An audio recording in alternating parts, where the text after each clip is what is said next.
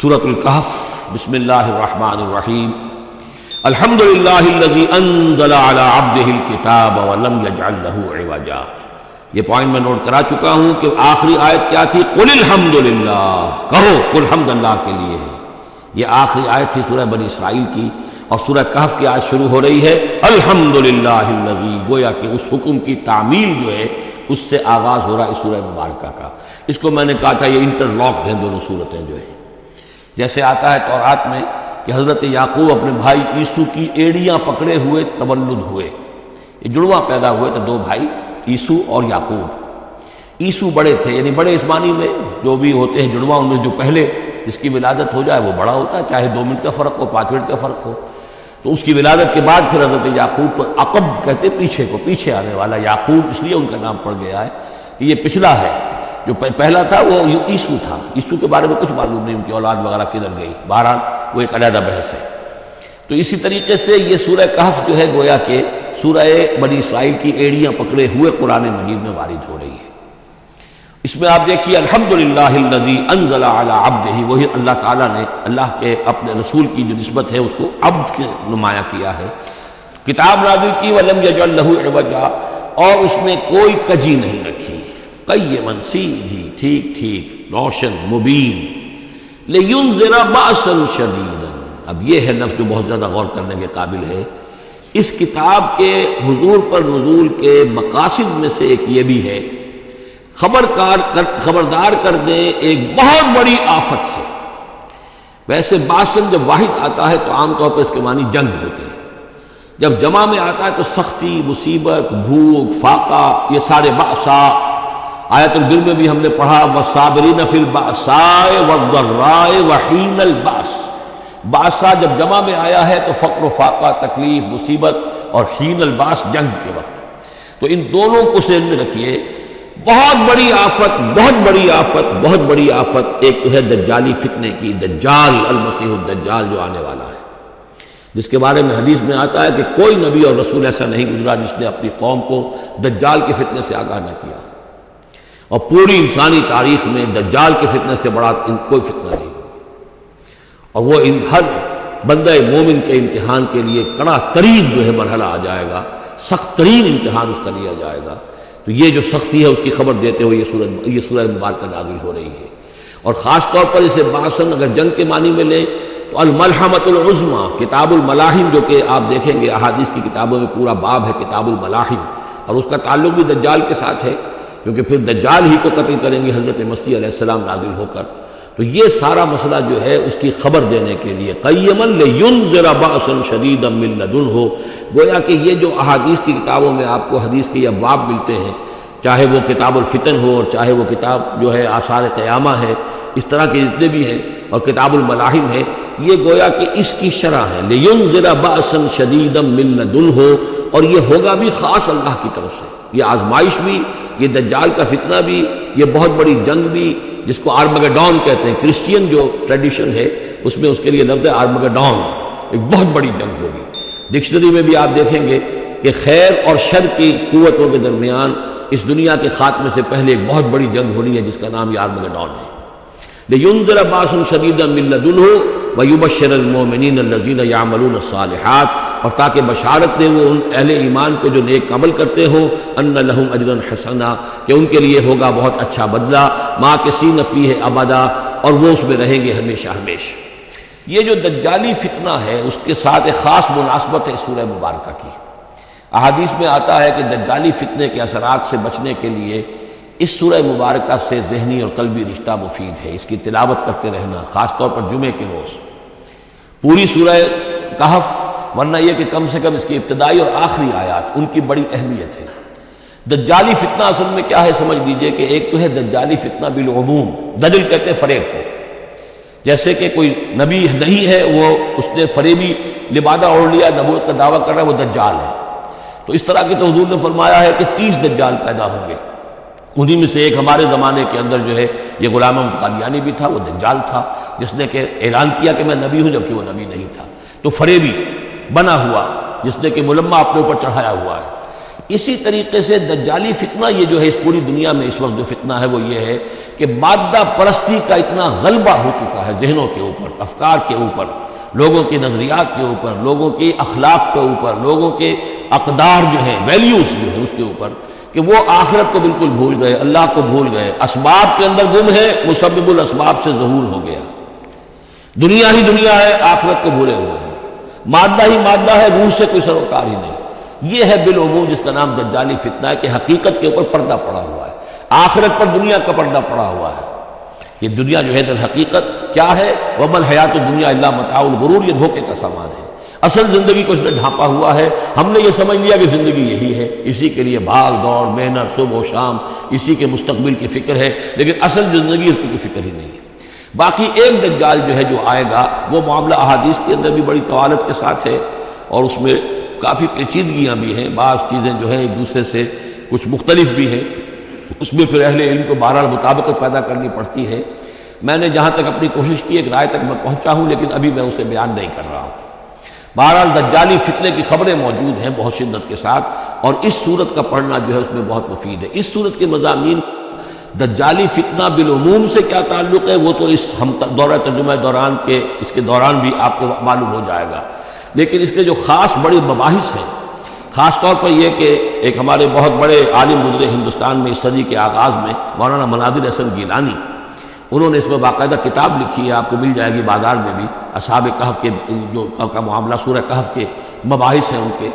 میں نے اس کو اپنی ایک تقریر کے اندر کسی خطاب جمعہ میں سورہ کہف کے مضامین کا خلاصہ بیان کیا تھا، جس کا عنوان ہے دنیا کی حقیقت۔ ظاہر بات ہے تفاصیل زیادہ جو ہیں وہ میرے لیے ممکن نہیں ہے کہ اس دورہ ترجمہ کے دوران بیان کر سکوں۔ وَيُنذِرَ الَّذِينَ قَالُوا اتَّخَذَ اللَّهُ وَلَدًا، اور خبردار کر دے ان لوگوں کو جنہوں نے کہا کہ اللہ نے بیٹا بنایا۔ یہ ساری دجالیت جو ہے اس کی جڑ کیا ہے؟ مسیحیت، جو موجودہ مسیحیت ہے، جو حقیقت میں مسیحیت نہیں ہے، پولزم ہے، جس کی بنیاد تثلیث پر ہے کہ اللہ کا بیٹا بنا دیا حضرت مسیح علیہ السلام کو، اور انہیں کفارہ بنا دیا تمام جو بھی مان لے ان کو ان کے گناہوں کا، پیش کی معافی ہے ان کے گناہوں کی جو حضرت مسیح پر ایمان لے آئے، اور نمبر 3 شریعت ساقط کر دی، اور نمبر 4 سارا اختیار جو ہے وہ پوپ کے ہاتھ میں دے دیا گیا کہ تم جو چاہو جس چیز کو چاہو حلال کرو، جس چیز کو چاہو حرام کر دو۔ ان چیزوں نے مل کر نفس مذہب کو اس قدر قابل نفرت شے بنا دیا کہ یورپ کے عوام کے اندر مذہب کے خلاف شدید نفرت پیدا ہو گئی۔ چنانچہ اس کے بعد جب مسلمانوں کے زیر اثر وہاں پر علم پھیلا ہے، ہسپانیہ کی یونیورسٹیوں سے علوم اور فنون جو ہیں یہ فرانس اور اٹلی اور جرمنی کے نوجوان آتے تھے، اور وہاں آ کر وہ قرطبہ اور غرناطہ اور طریقلہ کی یونیورسٹیوں سے پڑھ کر جاتے تھے، تو ان کے زیر اثر جو ایک ریفرمیشن شروع ہوئی اصلاح مذہب، اور ایک رینائسنس تحریک احیاء العلوم، وہ جو اصل تو تحریک تھی اس بات کی کہ انسان علم کی طرف دوبارہ رجوع کرے، لیکن یہ کہ وہ علم جب آگے بڑھا ہے تو وہاں پہ عیسائیت کے خلاف جو رد عمل تھا اس کی وجہ سے اس میں مذہب کی دشمنی جو ہے اس تحریک کے اندر خود بخود شامل ہو گئی۔ تو مذہب سے بیزاری، روحانیت کا انکار، آخرت سے بالکل بے پرواہی اور اس کا بھی انکار،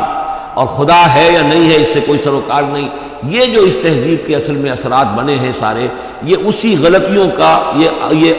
اثرات ہیں، نتائج ہیں کہ جو عیسائی مذہب کے اندر جو یہ تحریفات کر کے جو غلطیاں کی گئی ہیں، اس کو یہاں کہا گیا ہے کہ ان لوگوں نے کہ جنہوں نے یہ عقیدہ ایجاد کیا، ما لہم بہ من علم، ان کے پاس اس کے لیے کوئی علمی سند نہیں ہے، ولا لآبائہم، نہ ان کے آباء و اجداد کے پاس کوئی سند تھی، کبرت کلمۃ تخرج من افواہہم، بہت بڑی بات ہے جو ان کے منہ سے نکل رہی ہے، بہت بڑی گستاخی ہے جو یہ اللہ تعالیٰ کی شان میں کر رہے ہیں، ان یقولون الا کذبا، یہ نہیں کہہ رہے مگر جھوٹ، سراسر سیدھا سفید جھوٹ بول رہے ہیں، فلعلک باخع نفسک علی آثارہم، تو اے نبی شاید کہ آپ اپنے آپ کو ہلاک کر لیں گے ان کے جو اثرات پڑنے والے ہیں،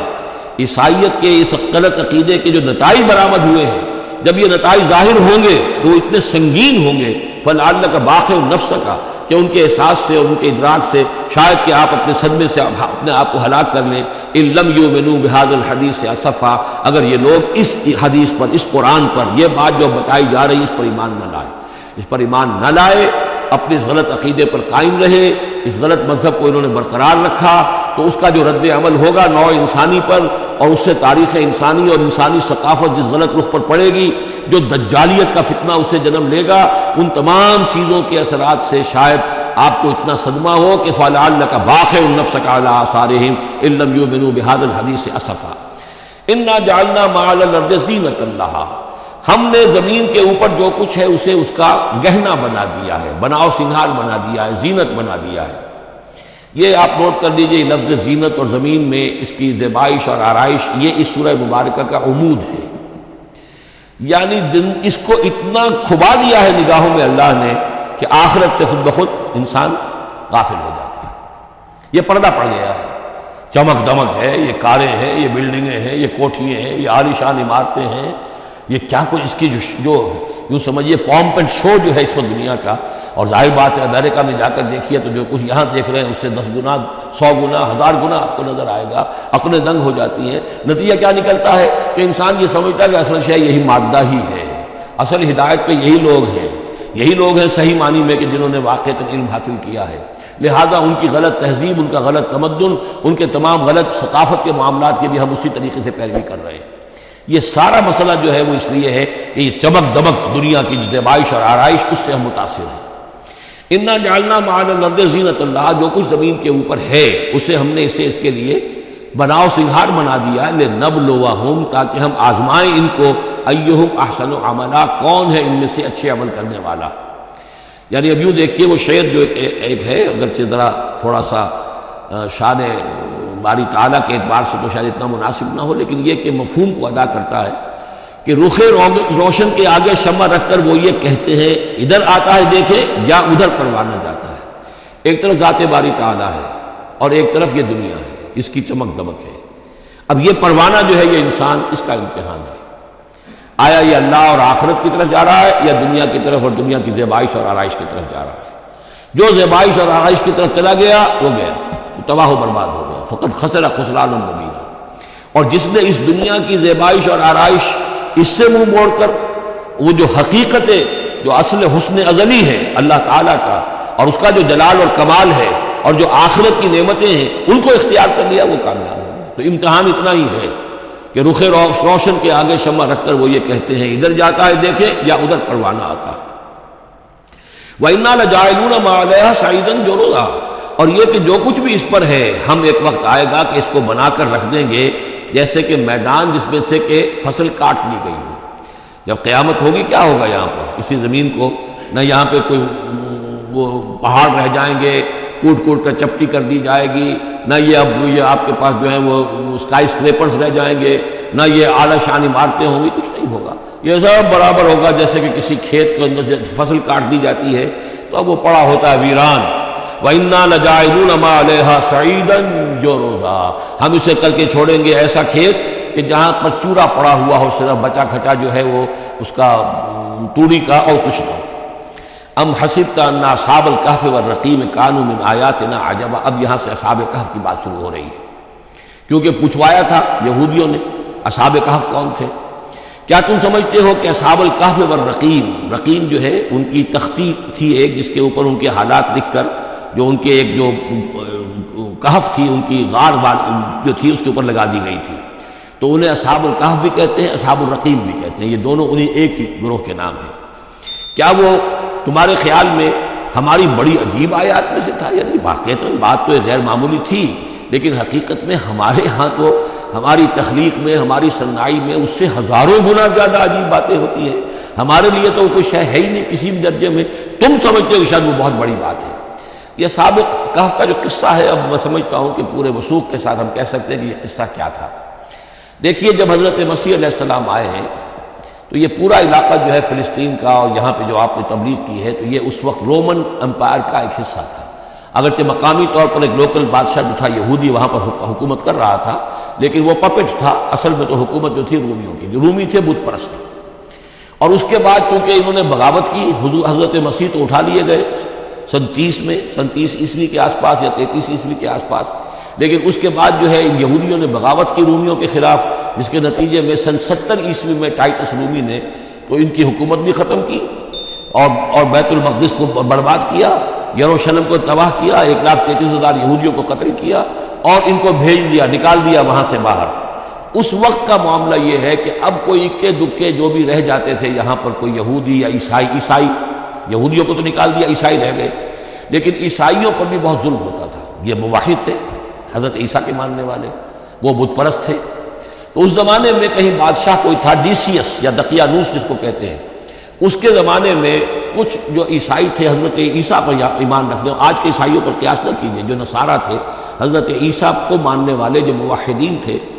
ان میں سے کچھ نوجوانوں کی پیشی ہوئی بادشاہ کے دربار میں۔ انہوں نے کہا کہ تم اپنے نئے دین سے اگر باز نہیں آؤ گے، اتنے دن کی مہلت تمہیں دی جا رہی ہے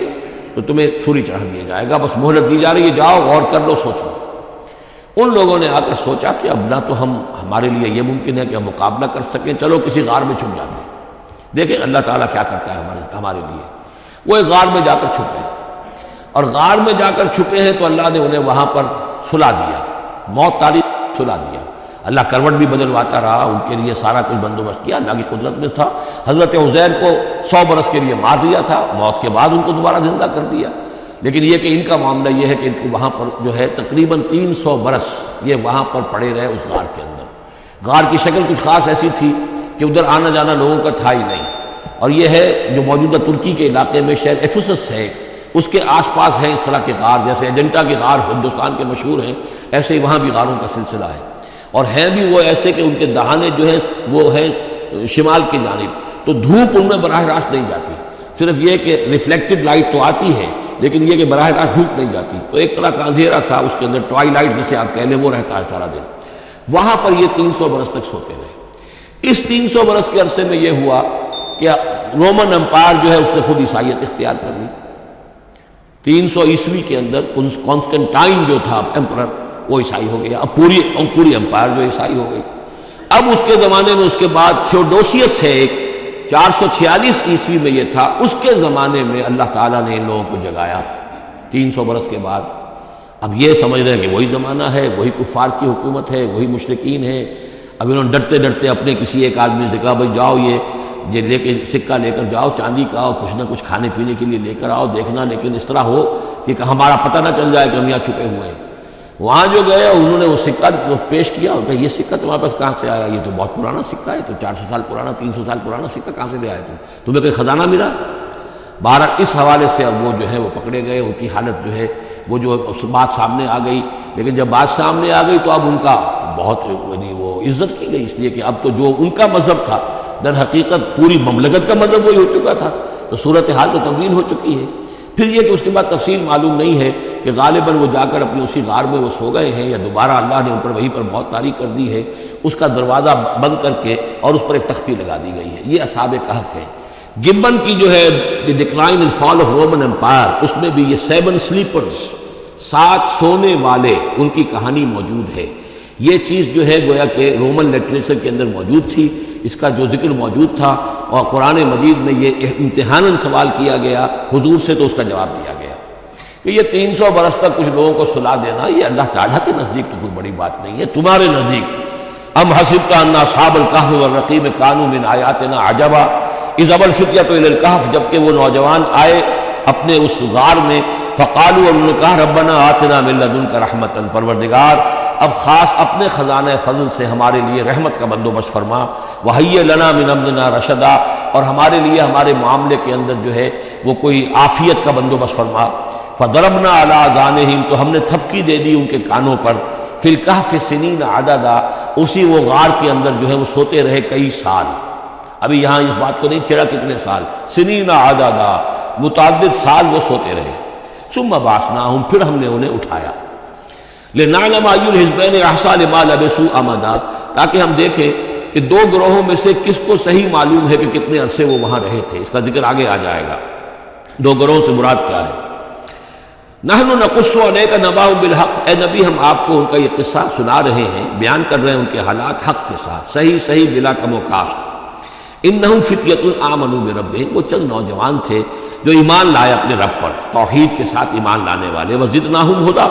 اور ہم نے ان کی ہدایت میں اور اضافہ فرمایا،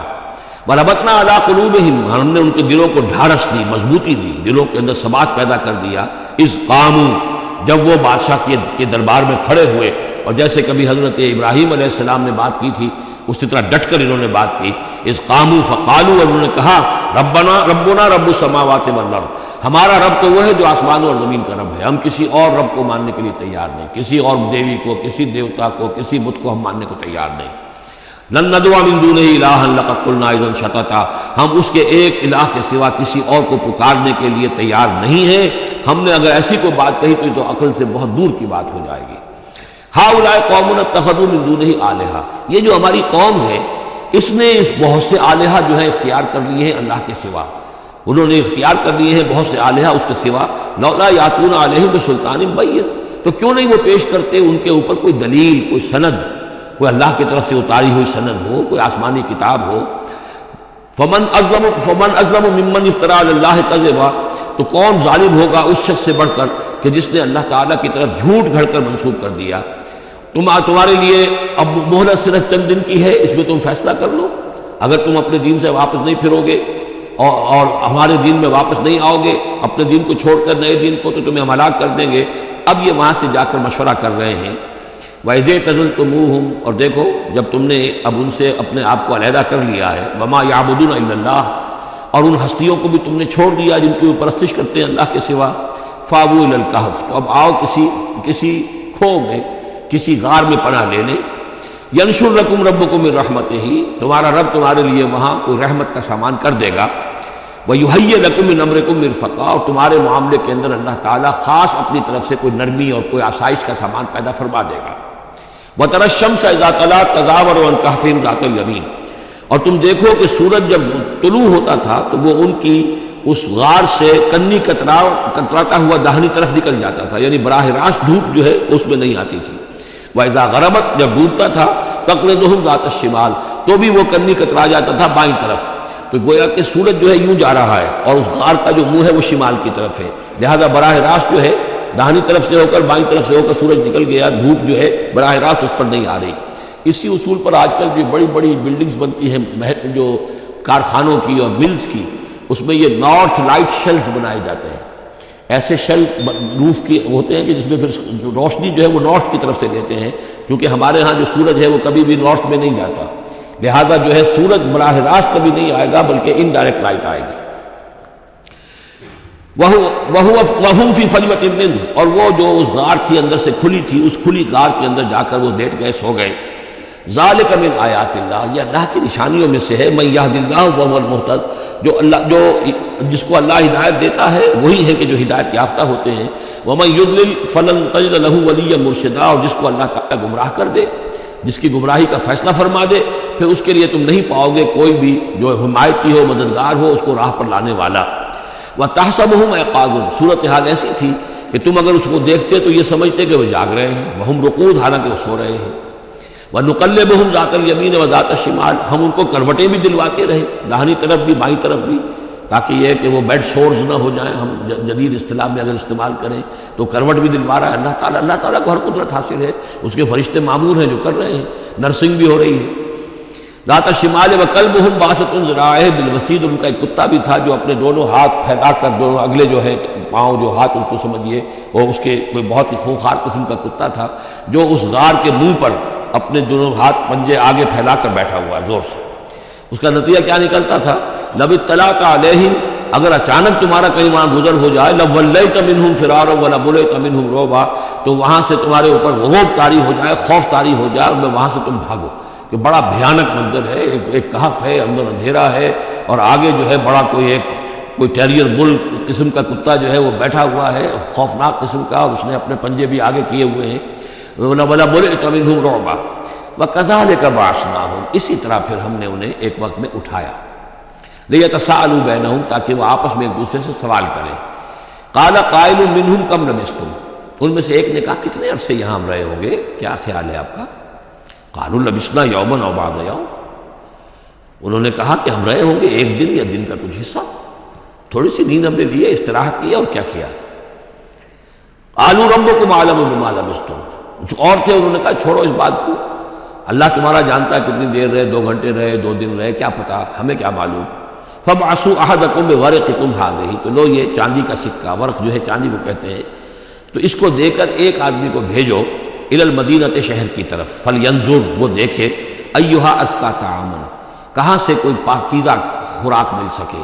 ظاہر بات ہے کہ وہ ان کا جو تصورات تھے، موحد بھی تھے تو پاکیزہ کھانا بھی چاہتے تھے۔ ایھا ازکی طعاما فلیاتکم برزق منہ، تو اس میں سے کچھ ہمارے لیے راشن لے آئے۔ ولیتلطف، اور دیکھے کہ وہ نرمی کرے، کسی سے جھگڑ نہ پڑے، کہیں کسی سے جھگڑ پڑا اور جھگڑنے کی وجہ سے پھر کوئی شکل ہو جائے تو ہم تک لوگ پہنچ جائیں، تو بڑی نرمی کے ساتھ وہ معاملہ کرے۔ یہ ولیتلطف نوٹ کر لیجئے، یہ تعداد حروف کے اعتبار سے قرآن مجید کا نصف ہے۔ ولیتلطف تے نصف اول میں ہے، لام یہ نصف ثانی میں ہے، یہ عین نصف ہے۔ تعداد حروف، الفاظ نہیں، حروف، الفابیٹس جو ہے، جو حروف کی گنتی کی گئی ہے اس کے اعتبار سے یہ ٹھیک نصف ہو گیا۔ آدھے حروف اس کے تا پر پورے ہو گئے اور بقیہ آدھے جو ہیں شروع ہو رہے ہیں لام سے۔ ولیتلطف، اور نرمی کا معاملہ رکھے۔ ولا یشعرن بکم احدا، اور ایسا نہ ہو کہ وہ ہمارے اوپر متنبع کر دے، لوگوں کو مطلع کر دے، اس کا ذریعہ بن جائے۔ ان یظہروا علیکم، اگر وہ تمہارے اوپر غالب آ گئے، قابو پا لیا انہوں نے تم پر، یرجموکم، یا تو تمہیں رجم کر دیں گے، اب سنسار کر دیں گے، او یعیدوکم فی ملتہم، یا تمہیں مجبور کریں گے اور اپنی ملت میں، اپنے دین میں وہ واپس لے جائیں گے۔ ولن تفلحوا اذا ابدا، اور اگر ایسا ہو گیا تو پھر ہمیشہ کہ تم فلاح سے دور ہو جاؤ گے، پھر نہیں پا سکو گے فلاح کبھی بھی۔ وَكَذَلِكَ أَعْثَرْنَا عَلَيْهِمْ، اس طرح ہم نے مطلع کر دیا ان لوگوں پر، یعنی اب وہاں کے لوگوں نے، شہر کے لوگوں کو مطلع ہو گئے کہ یہ لوگ، ظاہر بات ہے کہ بڑا چرچا ہو گیا ہوگا یہ کون ہے۔ اب اس نے بات بتائی، پھر وہ آئے تو معلوم ہوا کہ ہاں واقعتاً کہ ان کے حالات، کوئی 7 آدمی ہوتے تھے ایک زمانے میں، اور وہ کہیں روپوش ہو گئے تھے، گم ہو گئے تھے، کہیں نہیں ملے تھے، پوری مملکت میں تلاش کیا گیا تھا، پھر ان کے حالات ایک تختی کے اوپر لکھ کر جو ہے وہ خزانے میں رکھ دیے گئے تھے، وہ تختی کہیں نکلوائی گئی، 300 برس سے زائد پرانی بات تھی، اس کے اوپر وہ قصہ پورا کا پورا لکھا ہوا مل گیا، تو وہ ساری چیز جو ہے وہ بات کھل گئی۔ وَكَذَلِكَ أَعْثَرْنَا عَلَيْهِمْ، اور اس طرح ہم نے یہ بات ظاہر کر دی ان پر، لِيَعْلَمُوا، اب اس سے کیا کیا چیزیں واضح ہوئی؟ ان وعد اللہ حق وان الساعۃ لا ریب فیہا، اللہ کا وعدہ سچا ہے اور یہ کہ قیامت کے بارے میں کوئی شک نہیں ہو سکتا، آتیۃ لا ریب فیہا، وہ آ کر رہے گی۔ اس لیے کہ جب 300 برس تک ایک آدمی سویا رہ سکتا ہے اور پھر وہ اٹھ گیا تو کیا مشکل ہے اللہ کے لیے کہ وہ جو مر چکے ہوں ان کو دوبارہ زندہ کر دے۔ اذ یتنازعون بینہم امرہم، اب وہ ان کے بارے میں آپس میں جھگڑنے لگے کہ کیا کرنا چاہیے ان کا معاملہ۔ وہ تو جا کر اپنی غار کے اندر دوبارہ سو گئے اور اب اللہ نے ان کے اوپر موت جو ہے حقیقی موت وارد کر دی۔ اب کیا کرنا چاہیے؟ اذ یتنازعون بینہم امرہم، تو انہوں جب کہ وہ آپس میں جھگڑ رہے تھے، فقالوا ابنوا علیہم بنیانا، کچھ لوگوں نے کہا کہ یہاں پہ ایک یادگار تعمیر کر دی جائے، ایک عمارت تعمیر کی جائے، معلوم ہو کہ یہاں اتنا بڑا واقعہ ہوا ہے تو اس کے پاس ایک یادگار تعمیر ہو۔ ربہم اعلم بہم، ان کا رب ان سے اب بہتر واقف ہے۔ قال الذین غلبوا علی امرہم، تو جن لوگوں کی بات مانی گئی، جو غالب آئے اپنی رائے کے اعتبار سے، انہوں نے یہ کہا لنتخذن علیہم مسجدا، کہ اب ہم یہاں پر ایک مسجد تعمیر کریں گے ان کی یاد میں۔ اب یہاں تک کا واقعہ بیان کر کے فرمایا سیقولون ثلاثۃ رابعہم کلبہم، یہ لوگ کہیں گے کہ وہ 3 تھے اصحاب کہف اور چوتھا تھا ان کا کتا۔ ویقولون خمسۃ سادسہم کلبہم، اور کچھ یہ کہیں گے کہ نہیں وہ 5 تھے اور چھٹا تھا ان کا کتا، رجمم بالغیب۔ یہ ساری باتیں جو یہ کہہ رہے ہیں یہ اندھیرے کے اندر ٹامک ٹوئیاں ہیں، یہ تیر تکے چلا رہے ہیں اندھیرے کے اندر۔ ویقولون سبعۃ وثامنہم کلبہم، اور ان میں سے کچھ وہ بھی ہیں جو کہتے ہیں کہ وہ 7 تھے اور 8واں ان کا کتا تھا۔ قل ربی اعلم بعدتہم، کہہ دیجئے کہ میرا رب زیادہ بہتر جانتا ہے کہ ان کی تعداد کتنی تھی۔ ما یعلمہم الا قلیل، نہیں جانتے اس چیز کو مگر بہت کم لوگ۔ یہاں قرآن مجید نے صراحت تو نہیں کی، لیکن مفسرین کا کہنا یہ ہے کہ بٹوین دی لائن بتا دیا کہ یہی رائے صحیح ہے، اس لیے کہ ثلاثۃ رابعہم کلبہم، خمسۃ سادسہم کلبہم، درمیان میں واو نہیں ہے، لیکن سبعۃ وثامنہم کلبہم اس کے اندر جو ہے زور ہے۔ دوسرے یہ کہ جب وہ جاگے تھے تو ایک نے سوال کیا تھا کتنے دن ہم رہے ہوں گے، پھر جواب میں 3 نے کہا تھا 1 دن، یا اس کا کچھ حصہ، اس لیے کہ 3 سے کم پر جمع کا اطلاق نہیں ہو سکتا۔ قالو جو ہے صیغہ جمع کا ہے، 3 سے کم پر نہیں، 2 ہوتے تو قالا ہوتا۔ اسی طریقے سے پھر جنہوں نے یہ کہا کہ چھوڑو اس مسئلے کو اور کسی کو بھیجو کھانا لانے کو، وہ بھی کم سے کم 3 تھے، اس لیے کہ وہ بھی قالو کے لفظ کے ساتھ ہے، تو 3 جمع 3 اور 1 پوچھنے والا، وہ 7 بن گئے۔ ویسے یہ کہ گبن کی کتاب میں بھی میں نے آپ کو بتایا 7 سلیپرز، یہ گویا کہ ان کی ہاں بھی جو ٹریڈیشنز ہیں ان کی، ان کی روایات جو تاریخی چلی آ رہی ہیں ان میں یہ کہانی کے طور پر یہ چیز موجود ہے ان کے لٹریچر کے اندر. تو گویا کہ اللہ نے تائید اسی کی ہے، لیکن یہ کہ اس میں جھگڑنے کی ضرورت کیا ہے؟ فلا تمہارے فیہم الا مران ظاہرا، تو اس معاملے کے اندر اے نبی آپ ان سے کچھ زیادہ جھگڑیے مت. ولا تستفت فیہم منہم احدا، اور نہ ہی ان چیزوں کے بارے میں ان میں سے کسی سے پوچھیے، اس لیے کہ یہ چیزیں ایسی نہیں ہیں. اسی میں ہمارے لیے ہدایت ہے. جو چیز دینی اعتبار سے اہم نہ ہو، اور جو خاص طور پر جو ہمارے لیے جو اصل مسئلہ اس وقت ہے اقامت دین کی جد و جہد، اصل مسئلہ، اس کے اعتبار سے جس کی اہمیت نہ ہو، اس کے بارے میں زیادہ چھان بین کرنا، زیادہ بحث و نظام میں پڑھنا جو ہے وقت ضائع کرنا ہے، بلکہ وہ اپنی اس جد و جہد کو نقصان پہنچانے والی بات ہے. فلا تمہارے فیہم الا مران ظاہرا ولا تستفت فیہم منہم احدا ولا تقولن لشیء، یہ بہت اہم واقعہ آ رہا ہے یہاں. اس واقعے میں حضور صلی اللہ علیہ وسلم سے ایک سہو ہو گیا تھا. جب یہ سوالات کیے گئے تو حضور نے فرمایا ٹھیک ہے میں اس کا جواب دے دوں گا، تم آنا. اور یہ کہ انشاءاللہ نہیں کہا، کل تم آنا میں تمہیں جواب دے دوں گا، انشاءاللہ نہیں کہا. صاف ہو گیا، غلطی ہو گئی. لیکن یہ کہ اللہ تعالیٰ نے جن کے جتنے رتبے بلند ہوتے ہیں پھر ان کی سختی بھی اتنی ہوتی ہے. جن کے رتبے ہیں سوا، ان کی سوا مشکل ہے. ہم عام طور پر یہ باتیں کہتے رہتے ہیں ہمارے لیے اللہ نے کیا گرفت کرنی ہے کہ ان کی کوئی حیثیت ہی نہیں، کوئی مقام ہی نہیں. لیکن یہ کہ جو بلند مقام والا ہو اور وہ بغیر انشاءاللہ کہہ دے کہ کل یہ ہو جائے گا اور انشاءاللہ نہ کہے تو اس پر پھر گرفت ہو گئی. تو حضور کی کئی دن گزر گئے کہ جبرائیل نہیں آئے اور آپ کے لیے پھر ایک مشکل پیدا ہو گئی. گویا کہ مخالفین نے تالیاں پیٹ دی ہوگی کہ لو بس فیل ہو گئے، ناکام ہو گئے اس امتحان کے اندر جو ہے وہ تو اب یہ کامیاب نہیں ہو پائے. اس کے بعد جبرائیل آئے، یہ واقعات بھی لے آئے، ساتھ ہی یہ ہدایت بھی لائے. وَلَا تَقُولَنَّ لِشَيْءٍ إِنِّي فَاعِلٌ ذَلِكَ غَدًا، دیکھیے کبھی نہ یہ کہیے گا کہ یہ کام میں کل ضرور کر دوں گا، إِلَّا إِن يَشَاءَ اللَّهُ، مگر اس استثناء کے ساتھ اگر اللہ نے چاہا. یہ ہماری تہذیب کے اب یوں سمجھیے کہ کچھ کلمات ہیں سماجی، ہمارے ثقافت کے، ان کے اندر جو ہے توحید کی روح جو ہے وہ کوٹ کوٹ کر بھری ہوئی ہے. کوئی اچھا منظر دیکھا، سبحان اللہ، یعنی یہ کہ اس منظر میں کچھ نہیں ہے، اصل میں حسن اللہ کا ہے. پھول دیکھا، سبحان اللہ، پھول کی تعریف نہیں کر رہے ہیں، اب بنانے والے کی تعریف ہے جس نے اتنا عمدہ پھول بنایا ہے. کوئی آپ کو کوئی تکلیف رفع ہوئی، کوئی ضرورت پوری ہوئی، الحمدللہ. بھوک لگی ہوئی تو کھانا کھایا، الحمدللہ، تعریف اللہ کے لیے. کوئی چیز آپ اپنے گھر میں داخل ہوئے، منظر اچھا لگا، بچے کھیل رہے ہیں، بڑا اچھا ماحول ہے، کہیے ماشاء اللہ ماشاء اللہ، جو اللہ کو پسند ہے. یہ جو کچھ ہے وہ اللہ کی مشیت سے ہے، یہ کوئی میری صلاحیت سے، میری قوت سے تو نہیں ہے. اسی طرح سے کوئی کام کرنا، انشاءاللہ میں یہ کام کرنا تو چاہتا ہوں، ارادہ تو ہے، لیکن ظاہر بات ہے کہ اللہ تعالیٰ کی مشیت کے بغیر، اللہ کی مرضی اور اذن کے بغیر تو نہیں ہو سکتا. تو یہ بھی گویا کہ، اور یہ سارے کلمات اس صورت میں آپ کو مل جائیں گے، ماشاءاللہ،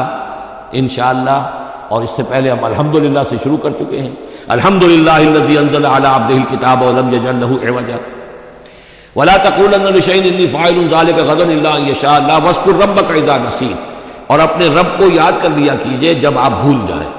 یعنی یہ کہ اگر کسی وقت بھول جائیں تو پھر جب یاد آ جائے واذکر ربک، تو پھر اللہ تعالیٰ کی طرف دھیان لگائیے. وقل عسیٰ ان یہدینی ربی لاقرب من ھذا رشدا، اور کہیے کہ ہو سکتا ہے کہ میرا رب اس معاملے میں اس سے بہتر راہ کی طرف میری رہنمائی کر دے. یعنی میں یہ کیوں کہوں کہ یہ کام میں کروں گا، ہو سکتا ہے اللہ تعالیٰ جو ہے اس سے بہتر کوئی صورتحال پیدا کر دے. لہذا اس معاملے کے اندر بھی کوئی زیادہ جازم ہو جانا نہیں چاہیے، بلکہ معاملات کو تفویض الامر الی اللہ،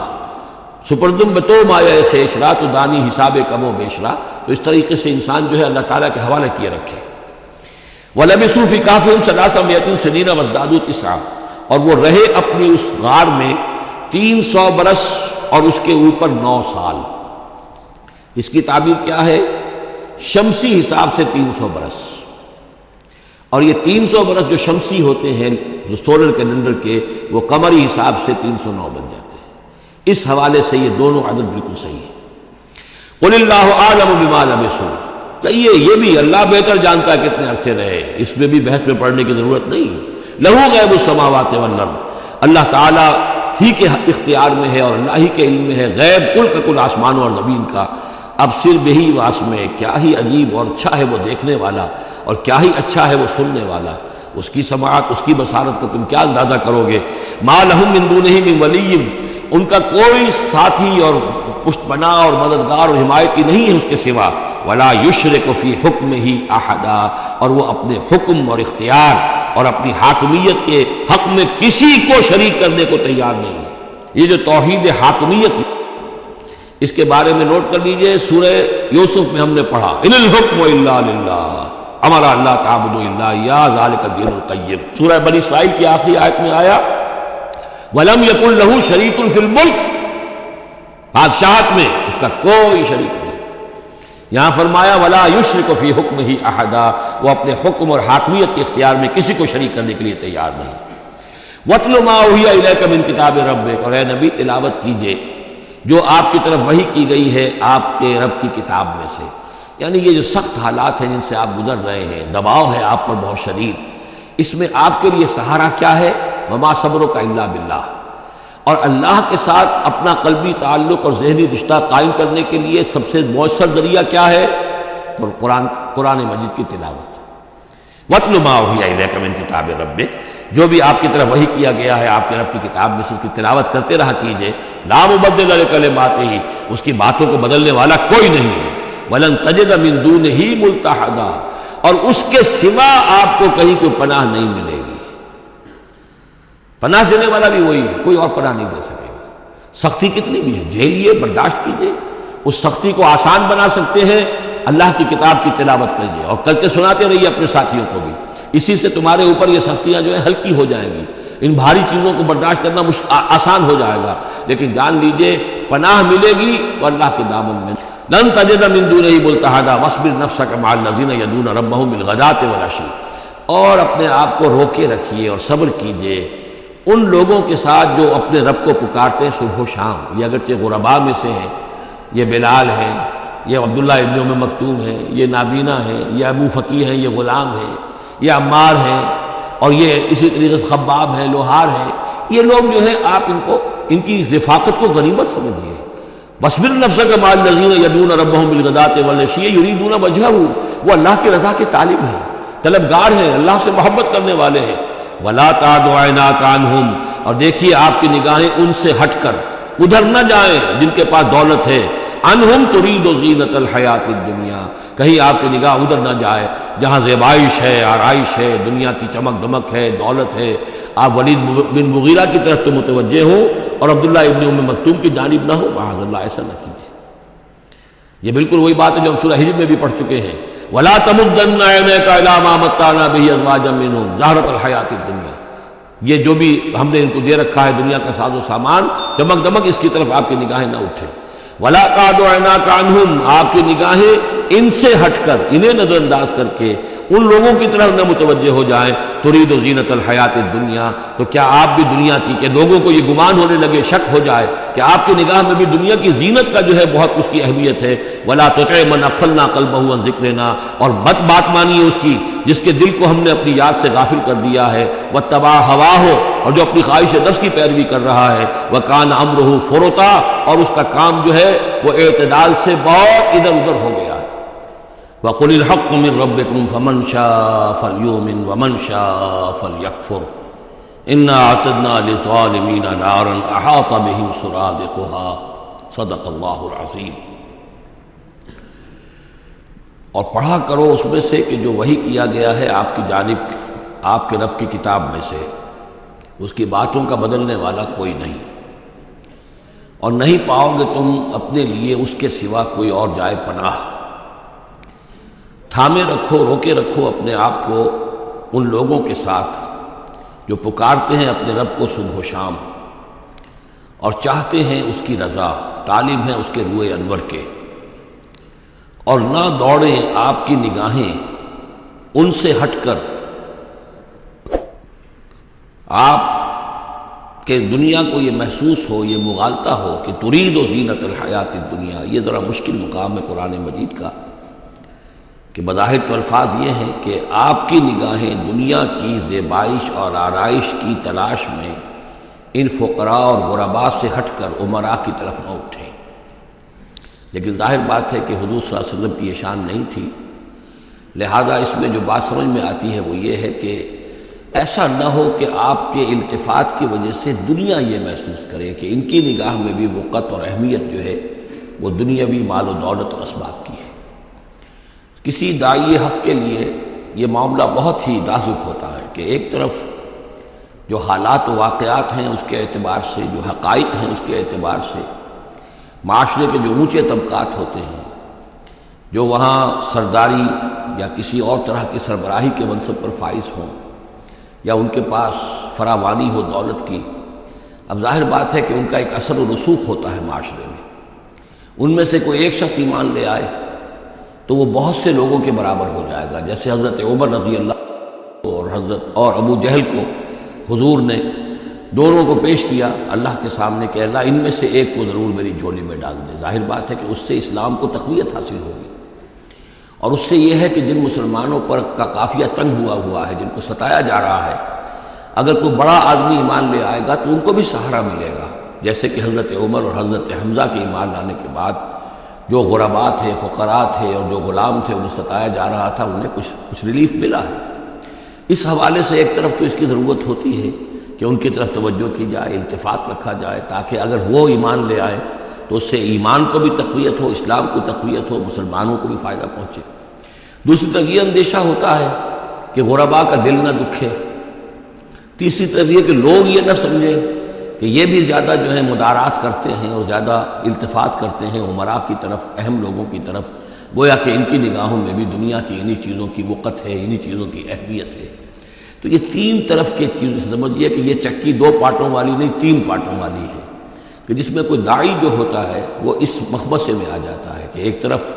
تقاضا یہ ہے خود تحریک کا، دعوت کا، اس جد و جہد کا، اس کے تقاضے یہ ہیں کہ ان کی طرف التفات ہو، ان کی طرف توجہ کی جائے تاکہ ان میں سے کچھ لوگ ایمان لے آئیں تو کام میں سہولت حاصل ہو، مدد حاصل ہو۔ لیکن دوسری طرف یہ منفی دو اثرات بھی موجود ہیں، تو اس کے مابین جو ہے حکم دیا جا رہا ہے حضور صلی اللہ علیہ وسلم کو کہ بہرحال آپ یہ احتیاط کیجئے کہ یہ تعصب نہ ابھرنے پائے کہ محمد کے نزدیک بھی صلی اللہ علیہ وسلم اصل اہمیت جو ہے وہ دولت مند لوگوں کی ہے۔ وَلَا تُطِعْ مَنْ أَغْفَلْنَا قَلْبَهُ عَنْ ذِكْرِنَا، اور مت کہنا مانیے ان لوگوں کا، یہ جیسا کہ میں نے بارہا عرض کیا ہے کہ دباؤ پڑ رہا تھا سرداران قریش کی طرف سے کہ کچھ ہماری بات مان لیجئے، کچھ ہم آپ کی مان لیں گے۔ تو یہاں گویا کہ اس میں پھر متنبع کیا جا رہا ہے کہ جن لوگوں کو دلوں کو ہم نے اپنی یاد سے غافل کر دیا ہے، محروم کر دیا ہے، آپ ان کی باتیں سنیں بھی مت، ان کی طرف دھیان بھی مت دیجیے۔ وَلَا تُطِعْ مَنْ أَغْفَلْنَا قَلْبَهُ عَنْ ذِكْرِنَا وَاتَّبَعَ هَوَاهُ وَكَانَ أَمْرُهُ فُرْطًا وَقُلِ الْحَقُّ مِنْ رَبِّكُمْ۔ یہ جو مضمون ابھی ہم نے دوبارہ پڑھا ہے، اس کو آپ دیکھیں گے کہ یہ 21ویں پارے کی آغاز میں پھر دوبارہ آئے گا کہ جب بھی شدید کشاکش کا دور آیا ہے تو اس میں یہی ہدایات اللہ تعالیٰ کی طرف سے آئی ہیں حضور کو اور حضور کی وساطت سے تمام اہل ایمان کو کہ قرآن مجید کے ساتھ تمسک جو ہے اور مضبوط کرو، قرآن مجید کے ساتھ اپنے تعلق کو اور گہرا کرو، اور اس کو پڑھنا اور اس کا جو ہے اس کے ساتھ جو ہے اپنے اوقات کا بسر کرنا، اس میں اور اضافہ کرو، اسی سے تم ان شدائد اور مصائب کا مقابلہ کر سکو گے۔ وَقُلِ الْحَقُّ مِنْ رَبِّكُمْ، اور کہہ دیجئے یہ حق ہے میرے رب کی طرف، تمہارے رب کی طرف سے جو میں پیش کر رہا ہوں۔ فَمَنْ شَاءَ فَلْيُؤْمِنْ وَمَنْ شَاءَ فَلْيَكْفُرْ، تو اب جو چاہے ایمان لائے، جو چاہے کفر کرے۔ یہ بالکل وہی بات ہے جو سورۃ الدہر میں کہی گئی ہے کہ اما شاکرا و اما کفورا، ہم نے پورا اختیار دے دیا، انا ہدیناہ السبیل اما شاکرا و اما کفورا، یہ اختیار ہم نے انسان کو دیا ہے، چاہے شکر گزار بندہ بنے، چاہے کفران نعمت کی روش اختیار کرے۔ تو یہاں انداز یہ ہے کہ آپ ان کفار سے کہہ دیں کہ میں دعوت پیش کر رہا ہوں، اب تمہیں ایمان لانا ہے لاؤ، کفر کرنا ہے کفر کرو، لیکن بین کی کوئی بات نہیں ہو سکتی ہے، کوئی گیو اینڈ ٹیک، کوئی جو ہے کمپرومائز یہ ممکن نہیں ہے۔ قُلِ الْحَقُّ مِنْ رَبِّكُمْ، ٹیک اٹ اور لیو اٹ، یہ حق ہے تمہارے رب کی طرف سے، چاہے اسے چھوڑ دو تو پورے کو چھوڑنا ہوگا، قبول کرنا ہے تو پورے کو کرنا ہوگا۔ فَمَنْ شَاءَ فَلْيُؤْمِنْ وَمَنْ شَاءَ فَلْيَكْفُرْ إِنَّا أَعْتَدْنَا لِلظَّالِمِينَ نَارًا، ہم نے ظالموں کے لیے، کافروں کے لیے، مشرکوں کے لیے آگ تیار کر رکھی ہے، احاط بہم سرادقها، اس کی قناتیں ان کا احاطہ کر لیں گی، وہ قناتوں کی شکل میں آگ ہوگی، ان کو گھیرے میں لے لیں گی۔ وَإِن يَسْتَغِيثُوا، اور اگر وہ پیاس سے جہاں بلب ہو کر پانی مانگیں گے، یغاثوا بماء کالمہل یشفی الوجوہ، تو انہیں ایسا پانی دیا جائے گا پینے کے لیے کہ جیسے بھول، یہ جو مہل کے ترجمے کئی کیے گئے ہیں، کھولتے تیل کی تلچھٹ، لاوا، پگھلا ہوا تانبا اور پیپ وغیرہ، مان سدید، ان میں، اور وہ اتنا گرم ہوگا یشفی الوجوہ کہ ان کے چہروں کو بھون دے گا۔ بئس الشراب، بہت ہی بری شے ہوگی پینے کی، وساعت مرتفقہ، اور یہ ان کے لیے ان کی آرام گاہ جو بنے گی جہنم بہت ہی بری آرام گاہ ہوگی۔ اس کے برعکس وہی سائملٹینیس کنٹراسٹ کا اسلوب، ان الذین آمنوا وعملوا الصالحات، جو لوگ ایمان لائیں اور نیک عمل کریں، انا لا نضیع اجر من احسن عملا،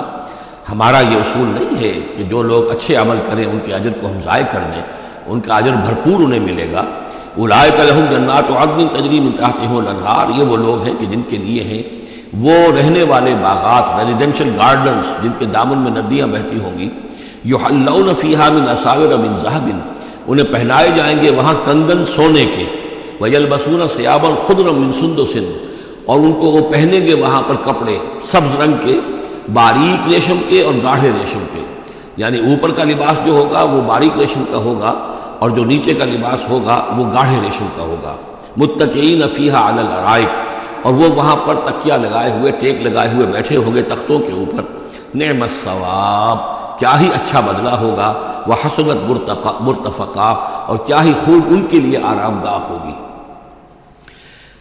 5ویں رکوع میں ایک مکالمہ آ رہا ہے دو اشخاص کا۔ ایک شخص وہ ہے کہ جس کو اللہ نے دنیاوی نعمتیں جو بھی اس دور کی تھیں بھرپور دی ہیں، مادی وسائل بھرپور دے رکھے ہیں، اور وہ اس قدر اس کا معاملہ ٹھیک چل رہا ہے کہ ہوتے ہوتے اس کی نگاہ اب اللہ کی طرف سے ہٹ کر ان مادی اسباب و وسائل ہی پر جم گئی ہے، اس کا توکل اور اعتماد اسی پر قائم ہو گیا ہے۔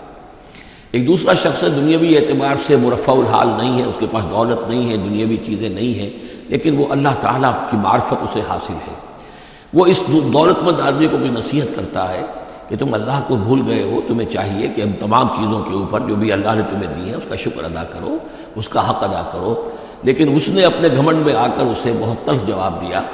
میرے پاس یہ سب کچھ ہے تو گویا کہ میں اللہ تعالیٰ کا لاڈلا ہوں، چہیتا ہوں، تم جوتیاں پٹخار رہے ہو، تمہارے پاس کچھ نہیں ہے، تمہاری کوئی حیثیت نہیں ہے، تمہاری یہ حیثیت ہی نہیں ہے کہ مجھے تم واعظ بھی کہو۔ لیکن یہ کہ اس پر پھر جو ان کے درمیان معاملہ ہوا تو انہوں نے کہا اس شخص نے کہ ہو سکتا ہے کہ اللہ تعالیٰ تمہارے اس سارے دولت کو اور مال و اسباب کو ضائع کر دے، لیکن یہ کہ اس نے کہا کیسے ہو سکتا ہے، میں نے سارا بندوبست ٹھیک ٹھیک کیا ہوا ہے۔ بہرحال نتیجہ یہ نکلا کہ اللہ تعالیٰ نے اس کی اس پوری دولت کو ایک طریقے سے ضائع کر دیا، اور پھر وہ اپنے ہتھیلیاں ملتا رہ گیا، کف افسوس ملتا رہ گیا، اور اس نے کہا ہائے کاش کہ میں نے اپنے رب کے ساتھ شرک نہ کیا ہوتا۔ حالانکہ اس پورے رکوع میں کہیں کسی دیوی کا، دیوتا کا، کسی اور الہہ کا کہیں ذکر نہیں ہے۔ تو اس رکوع میں سمجھنے کی بات یہ ہے کہ ایک شرک ہے مادہ پرستی کا شرک،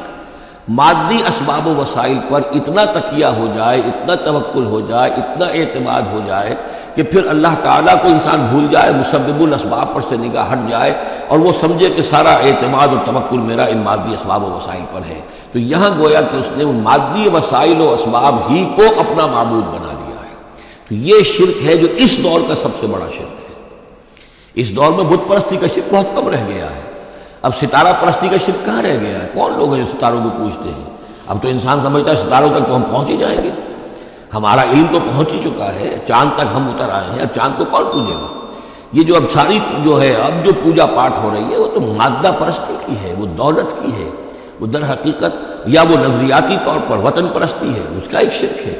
تو یہ اس دور کے شرک کو سمجھنا بہت ضروری ہے، اور یہ رکوع اس اعتبار سے کہ اس میں کسی دیوی دیوتا کا ذکر نہیں ہے۔ تو شرک کون سا کیا اس نے؟ وہ شرک یہی ہے کہ اس نے دنیاوی مال و اسباب اور مادی اسباب و ذرائع کے اوپر اپنے سارے توکل کو جو ہے اس کے ساتھ منسلک کر دیا، یہی گویا کہ اس کو معبود بنا لینا ہے۔ وَاضْرِبْ لَهُم مَثَلًا الرَّجُلَيْنِ، ان کے لیے بیان کیجئے دو اشخاص کی مثال۔ جعلنا لأحدهما جنتين من اعناب، ان میں سے ایک کو ہم نے دیے تھے دو باغ انگوروں کے، وحففناهما بنخل، اور ان دونوں کو گھیرے میں لیا ہوا تھا کھجوروں کے درختوں نے۔ اب دیکھیے کہ انگوروں کی بیلیں ہیں، اور چونکہ ادھر ادھر سے ہوا تیز نہ آئے تو کھجوروں کے جھنڈ جو ہیں وہ چاروں طرف لگے ہوئے ہیں، تاکہ ان کے مابین جو اس کی انگوروں کی بیلیں ہیں وہ بڑی محفوظ ہیں۔ وجعلنا بینہما زرعا، ان کے درمیان کھیتی بھی تھی، یعنی یہ کہ اناج کا سامان بھی ہے اور انگوروں کی بیلیں بھی ہیں، اور یہ کہ کھجوروں کے درخت بھی ہیں۔ کلتا الجنتین آتت اکلہا، اور وہ دونوں باغات اپنا پھل دیتے تھے، ولم تظلم منہ شیئا، سال بسال پھل آ رہا ہے، سال ہر سال ہو گئے، ہر سال پھل آ رہا ہے، اس میں کوئی کمی نہیں کرتے تھے۔ جب یہ چیز چلتی رہتی ہے تو آدمی کا خود بخود ایک توکل جو ہے وہ اس چیز کے ساتھ وابستہ ہو جاتا ہے، وہ بھول جاتا ہے کہ اس کی اللہ تعالیٰ کے فضل و کرم سے ہے، یہ اللہ کے اذن سے ہے۔ بلکہ یہ کہ وہ انہی چیزوں کو سمجھ بیٹھتا ہے کہ یہ دائم ہے اور قائم ہے۔ وَفَجَّرْنَا خِلَالَهُمَا نَهْرًا، اور ہم نے ان کے مابین ایک نہر بھی نکال دی تھی، آبپاشی کا بھی پورا نظام موجود ہے۔ وَكَانَ لَهُ ثَمَرٌ، اور اس کے میوے بھی تھے، یعنی یہ بھی تھا کہ باغ جو ہے پھلا ہوا اس وقت، انگور بھی ہیں اور کھجور بھی جو ہے درخت جو ہے لدے ہوئے ہیں۔ اور ایک اس کا مفہوم یہ بھی ہے میرے نزدیک جو زیادہ راجح ہے کہ اس کو اولاد بھی اللہ نے خوب دی تھی۔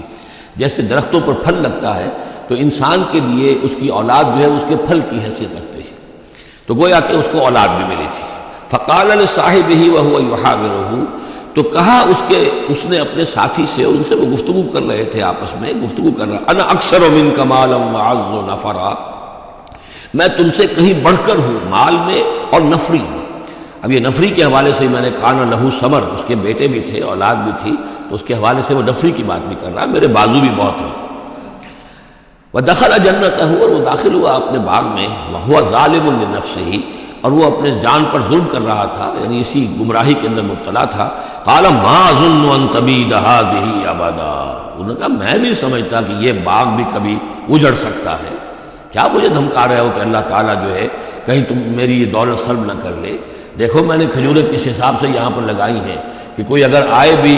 کوئی باد سرسر آئے یا کوئی اور بھی ہوا کا تیز لو کے جھونکے آئیں تو وہ میری انگوروں کے بیلوں تک نہ پہنچے۔ یہ گویا کہ سینٹینلز کھڑے ہوئے ہیں، کھجور کے درخت جو ہیں وہ روک رہے ہیں۔ پھر میں نے یہاں پہ آبپاشی کا نظام ہے، میرے نہر چلی ہوئی ہے۔ ما اظن ان تبید هذه ابدا، میں نہیں سمجھتا کہ میرا یہ باغ جو ہے کبھی یہ کہ برباد بھی ہو سکتا ہے۔ وما اظن الساعة قائمة، اور یہ جو تم قیامت وغیرہ کی بات کر رہے ہو، اول تو میرا گمان نہیں ہے کہ قیامت کھڑی ہونے والی ہے۔ وما اظن الساعة قائمة، میں نہیں سمجھتا کہ یہ قیامت ہونے والی ہے۔ ہاں ڈکوسلے سے ہیں، کچھ بڑوں سے سنا تو ہے۔ اور یہ کہ وَلَئِن رُدِدتُّ إِلَىٰ رَبِّي، اگر مجھے لوٹا ہی دیا گیا اپنے رب کے پاس، لَأَجِدَنَّ خَيْرًا مِنْهَا مُنْقَلَبًا، تو مجھے وہاں لازماً ملے گا بہت بہتر لوٹ کر۔ اب اس کے اندر ایک فلسفہ ہے ان کا کہ جب اللہ نے مجھے یہاں دیا، اللہ کے وہ منکر نہیں تھے، اللہ نے مجھے یہاں دیا ہے تو اس کا مطلب یہ کہ میں چہیتا ہوں، لاڈلا ہوں، یا اللہ نے مجھے کی صلاحیتیں دی ہیں، میں نے بڑی عمدہ پلاننگ کر کے